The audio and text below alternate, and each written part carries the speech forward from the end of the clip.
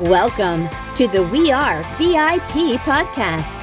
Each week, your host, Casey Hasten, Director of Recruiting at VIP, will bring you valuable insights from thought leaders, introduce you to incredible companies, and bring you tips for landing your dream job from our team of executive recruiters at VIP. And now, Casey Hasten. Welcome to the We Are VIP podcast, a podcast devoted to adding value to your career or candidate search, brought to you by VIP. I'm your host, Casey Hasten, Executive Recruiter, Director of Recruiting with VIP, and your all-around hiring guru. And today, we're going to talk about a topic that's kind of taken the auditing world by storm. And so I have with me today Linh Truong, professional speaker and corporate trainer, providing CPE training on a variety of topics, including Agile Auditing, corporate culture, ERM, emotional intelligence, and critical thinking skills. Man, she's got it all. She's also a former chief audit executive, so I think she knows what she's talking about, with more than 25 years of experience building audit departments, SOX streamlining and cost reduction, and more. Today, she joins us to discuss Agile Auditing, an approach to auditing that addresses the challenges internal audit functions face today. So, Linh, thank you so much for joining us today. You're welcome, and thank you for having me. Glad to be here. Of course. So, interesting switch. You go from auditing, which auditors are usually pretty introverted, to public speaking. Yes. So not all auditors are introverts. And even if you start out being introverted, I think the internal audit world will force you to expand and be an extrovert eventually, or you will eventually roll out into maybe the accounting department and maybe other functions. So why does it force you to be extroverted? Well, you have to interact with a lot of your audit clients, right? You're having to interact with the C-suite, with your team, obviously, other executives, and find out what their problems are and find a way to fix those problems. Awesome. Well, that makes sense then that you would have to come out of your shell a little bit if you were originally in your shell, but I don't think you ever were. No. So I was pretty social and extroverted from the get-go. But yes, thank you for noticing. Hey, extroverts recognize That's extroverts. Right. So I'm curious, and I do want to jump into the topic of Agile auditing, but for our audience who may not be as familiar with auditing, especially internal auditing, can you kind of just give us a real brief snapshot of what that is? Sure. So Agile is a term that refers to a project management methodology that originated in the software development world, but really that you can use it to manage any type of projects, including audit projects or audits. And so it focuses on certain values. There are 4 values and 12 principles within the Agile methodology. And some of those principles and values are that you focus on or prioritize customer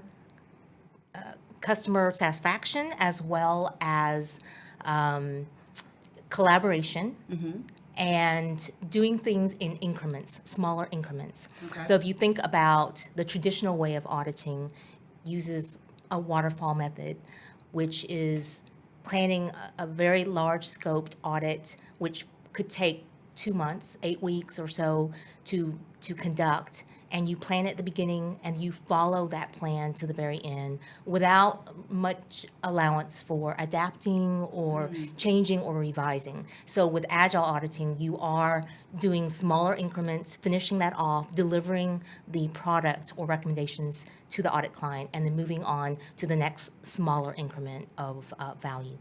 Interesting. And you said there's 4 components. Did I hear that right? Values, and then 12 principles. We don't have time to go through all of them today, but I will pick out some highlights. Okay, perfect. So, in your opinion, why should an internal audit team use the Agile auditing approach as opposed to the waterfall? Right. So, the way I started in internal audit 28 years ago was the traditional audit methodology focused on process auditing. So you would take a process and audit from A to Z, that process. And so if you were to apply Agile auditing or Agile methodology, you would only focus on the things that matter the most to your customers. So in the audit world, your audit clients are your key stakeholders are the business owners, whether that be the VP of supply chain or the VP of safety, et cetera, finding out what the risks matter most to them and focusing on auditing just those risks and just the processes that address those risks the most. So you don't do the entire audit. You only cherry pick out the areas, the audit procedures, the processes, the risks that matter most to the organization.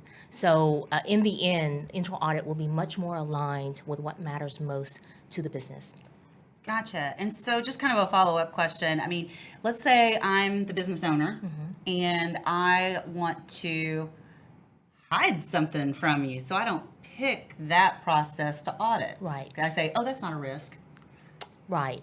So the way that I would validate or check the information that's being handed to me by the business owners is you start with the company-wide enterprise risk, ERM, enterprise risk management or enterprise risk assessments of the organization.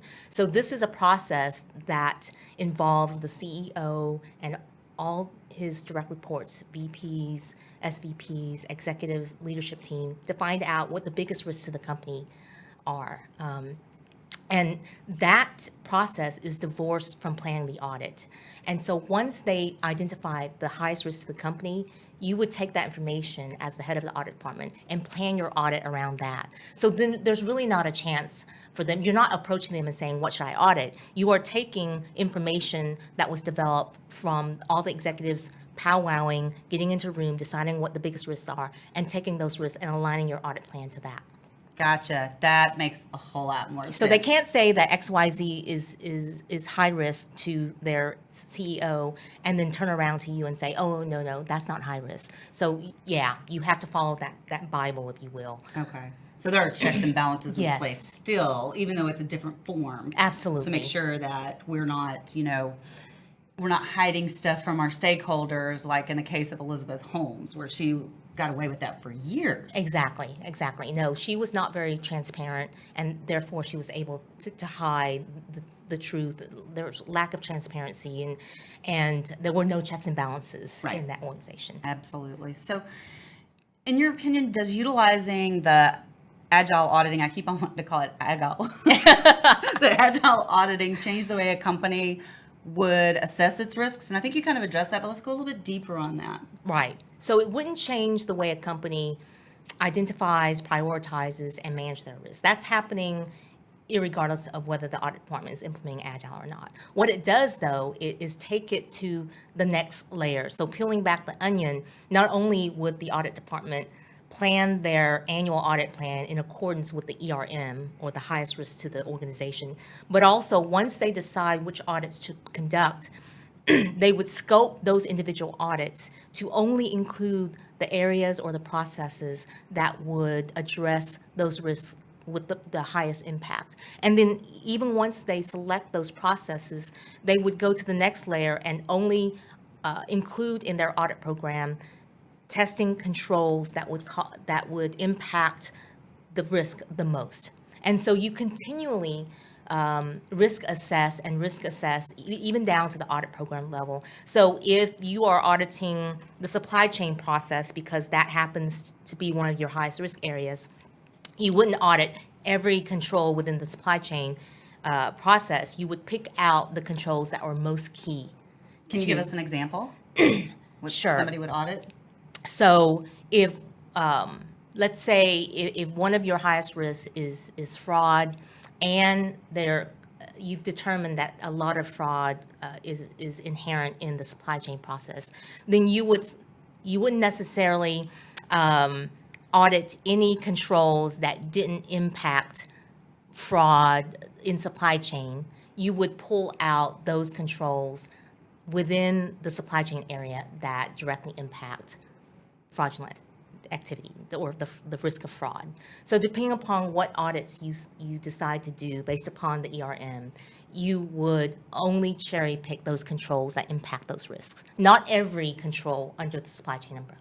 Gotcha. And that makes a lot of sense. And that's kind of what the external auditors do when they come in too, right? They're not auditing every single control.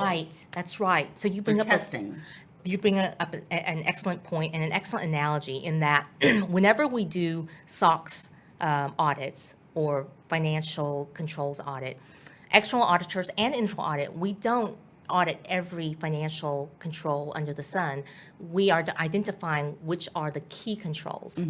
So the concept of cherry picking just the key controls can be applied to any process. It doesn't just have to be the financial reporting process. So the key is to pick out the most impactful controls within the areas that you're auditing. And then would you call it, I know they call it testing and external auditing. Do you see that as a testing? Is that what you do as an internal auditor as well? Yes. Is it still called testing? Yes. So Okay. finding out what those controls are that are key within supply chain, within whatever area that is within your scope of your audit plan, and finding out what those key controls are and just testing those. And if there's not a control in place, it's automatically a gap. So that's automatically a failure. Okay. It sounds like a gap. I've not heard it said like that Yeah, before. if there's not a control in place at all to test, then that in itself is a failure. Okay. That goes on the audit report. And when you, and I'm going to kind of go off script for just a second because I've heard this a lot about, and I do want to come back to Agile auditing, but what is your methodology when you're dealing with your other business units? I mean, and here's why I'm asking this question, because so many times you just said, we're going to write that in the audit report. Do you give them an opportunity to correct that? So absolutely, right. It should be a collaborative effort, which is another attribute of Agile auditing. But we are not doing an audit as in we, the internal audit department versus the business owner. Let's have both of us on the same team, on one side of the table. So the business owners and internal audit are a team that's going to tackle this risk together. So it should be, finding out together what the highest risks are, what the key controls are, and testing those. So hopefully I've answered your question on that. You did, because so often when I talk to people that are outside of the internal audit department, they'll say they feel like they're being policed, and I have talked to some that they're like, I got you, but Yeah. I think that's more the exception than the rule Right. with auditors. Right. So yes, of course we allow them a chance to correct it, but it still gets reported. But we will deliver that information as far as what needs improvement sooner to them, as soon as we find it. We don't wait 2 months into the audit and tell them at the end and surprise them, right? No surprises. Right. So they'll find out on a daily, at least weekly basis, what we're finding. And then we're vetting with them, right? We're seeing this as a problem, but please let us know if you have other information that proves us wrong, that it's not going to prove this to be a failure. I love that. I can see why you are so good at your Oh, job. thank you. So we've talked about some of the benefits of Agile auditing, but what are some of the challenges? Right. So what I see as the biggest challenge, as with any transformational initiative, is buy-in. Buy-in from the executives, buy-in from all your stakeholders, really. Buy-in from your team. Are they going to be willing to adapt to this new way of doing things? Is the audit committee okay with where the audit department is going? Are the senior executives okay with how it's going to impact their world? And I think the answer will be yes, in that the key stakeholders will be getting more value, will be getting results quicker. And the team, the audit team, will also be more engaged, will also feel more valuable because they are working on the most important things to the executives. Perfect. So I'm an audit department, and I'm so used to doing the waterfall method, but you've got my buy-in. So Right. how do we implement this Agile auditing? How do we do that? Right, in very small phases. So most of the companies like Walmart, Fidelity, large oil companies, etc., they are starting out with a pilot project. So don't go from 0 to 100 overnight. I would highly recommend that you take a small audit and do that audit first, but not try to roll it out to every single audit for the entire year's plan with every single member of your team. Take a small member of your team and roll it out incrementally. Okay. How many of these Agile audit systems have you implemented? I heard you talking in the green room quite a bit, and you're doing this as a consultant now, right? Right. Just because why do you do it as a consultant, and how many have you done? I've done a couple. So one with a very small company and one with a very large company. So I've been at opposite ends of the spectrum. So I would like to do more, but there's just not very many companies that are doing this yet. Agile auditing has only been around for a few years. So I first heard about it about 3 or 4 years ago when I saw a presentation from one of the big 4 accounting firms. And since then, I've heard of some companies implementing it, and I've read up on a lot of lessons learned. I've talked to other CAEs who have done this, but there's not been a lot of opportunities to help guide companies through. But I feel like having rolled off a 4-month project of helping a Fortune 20 company go through this, I feel like I can help any company go through this. So yeah, there hasn't been a lot, but there's not been a lot of consultants that have done this for companies. So, well, and like you said, it is still brand new, but yes. Here's what I'm hearing from you. I mean, they got your buy-in on this method. Yes. And now is the perfect time to do something like this, Casey, because, there's resets, right? You're hearing the word reset and disruption. There's so much disruption. And so companies are having to drastically change the way they're currently doing things, challenge the status quo, challenging traditional ways that they've been doing things to adapt and address the changes, the disruptions that are coming at them. And so while your company, your organization is going through all these changes, what's one more change, in order to address this? And Agile will allow you to do more with less resources because you are only doing a subset of your entire audit program. You are just focusing on the highest risk areas instead of doing the entire thing. And so now that companies are laying off and reducing resources, now is the best time to find a way to do the same or even more with less resources. Okay, I'm curious because, we all know about the SEC and all this kind of stuff, especially for publicly traded companies. Right. Tell me how this works with that. I mean, we're still in compliance, right? Absolutely. Okay. So we're still going to document our work papers. We're still going to make sure that we have evidence to support our audit findings, et cetera. Now, we may not, take 10 pieces of paper to document that process, right? So we're going to touch upon another attribute of Agile auditing, which is we're going to try to remove as many non-value added steps as possible. So if it's taking you 10 layers of review and layers of work papers to document your audit, let's try to find a very streamlined way to still document our evidence, but not have to take 10 weeks to do that.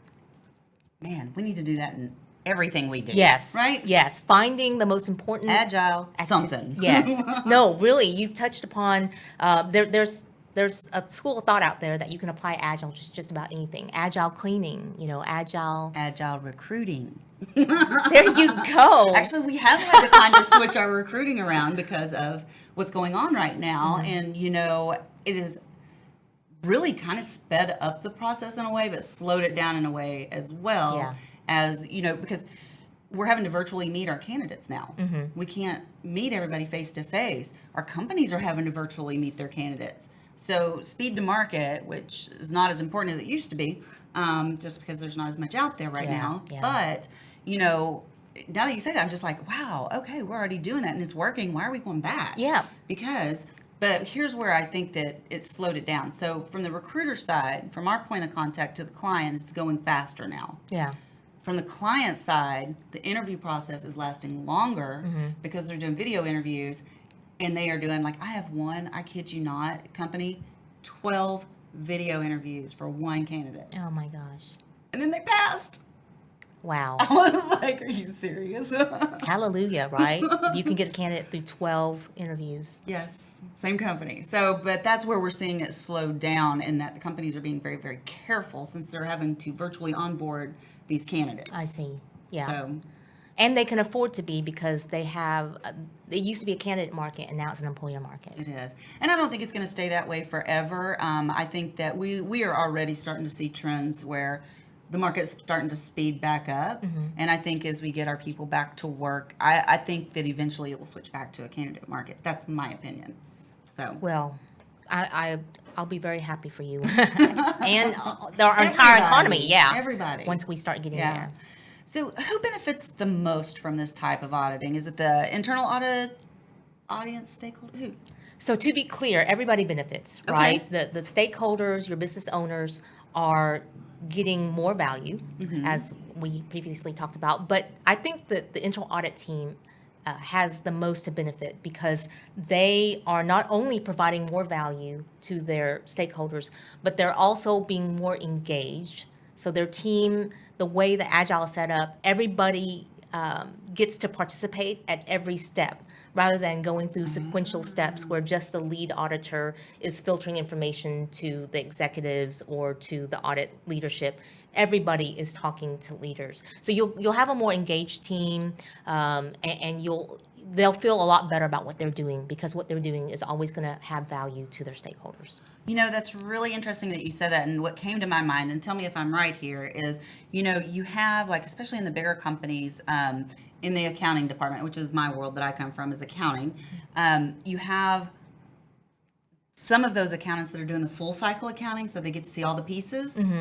But then you have those that get siloed into maybe AP, AR, or just reconciliation. Right. And it sounds like it may be the same in audit. That's right. But this takes out that silo piece. Exactly. So Okay. it used to be in traditional auditing, the staff auditor would just know how to do the cash, right? Audit cash. And they didn't know how that little piece of their world fits into the bigger piece. But in Agile auditing, everybody sits at the same table having the same project meetings. It doesn't have to filter through up the chain and then filter back down the chain. But the staff will be sitting there with the audit director talking about the same issues, sitting in the team resolving issues together. So everyone's going to have more engagement and more visibility into what the ultimate value of the audit project is about. And what a great opportunity to train up your next generation. Absolutely. And mentor them. A lot of development opportunities Yeah. in this new way. Okay. Yeah. You have my buy-in.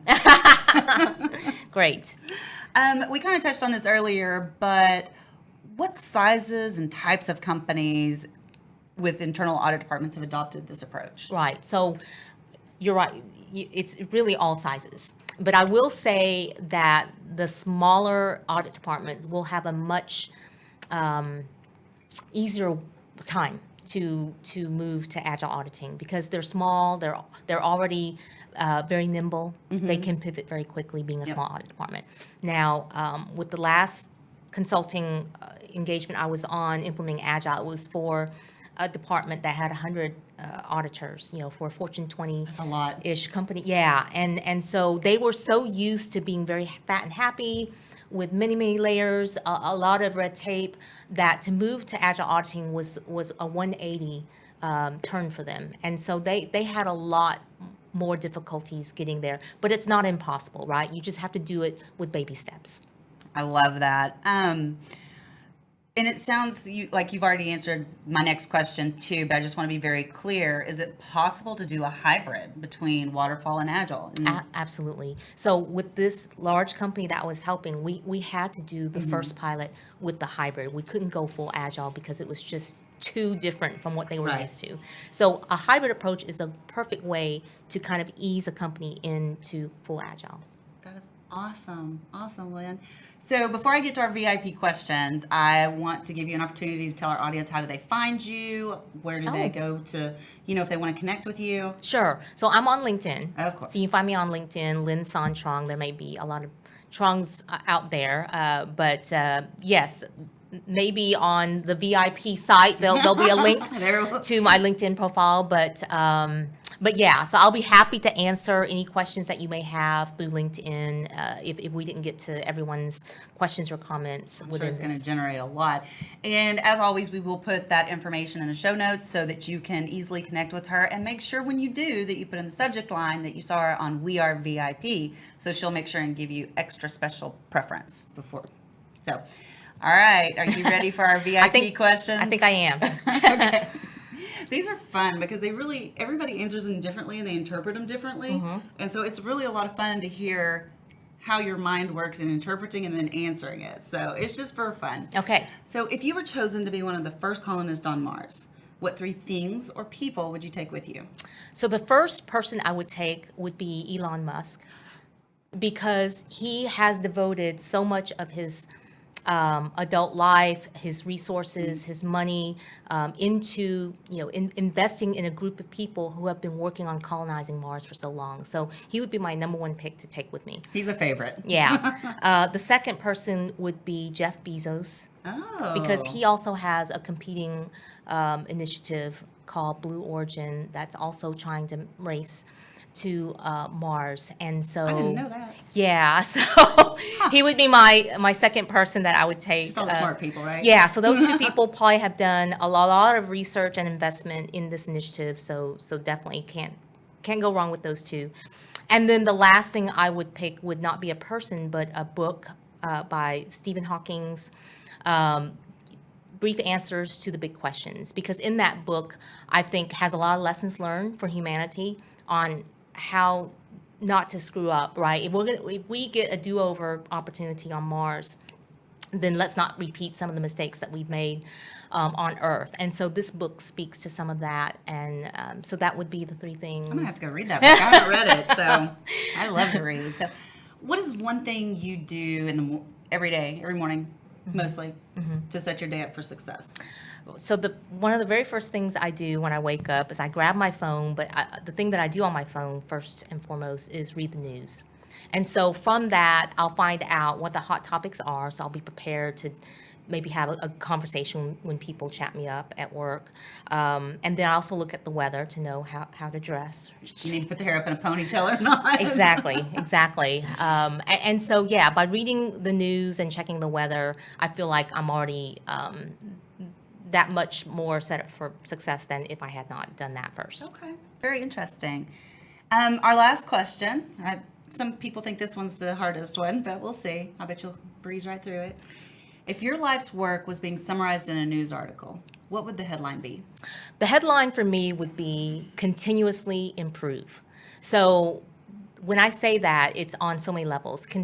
Continuously improve myself as a person, as a human being, and as a professional throughout my life, but also continuously improve the world. Mm-hmm. So the processes, all those internal audit recommendations that I've offered up to senior management to improve the organization that I've worked for, all the organizations I've worked for.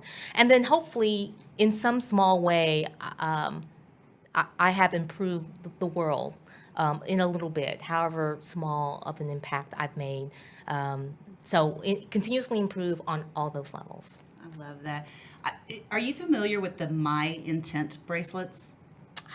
I'm not. Okay, so this is a big Mel Robbins endorsement right here, but she doesn't have anything to do with My Intent, but she promotes them because, and what it is it's this little gold band, and you choose your one word for the year that you want to work on. Oh. My word last year was improve. There you go. See, I knew that we were connected. I know.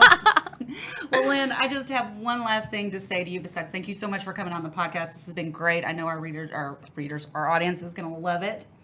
But you are a VIP. Oh, thank you. I feel important already. And that's a wrap for today.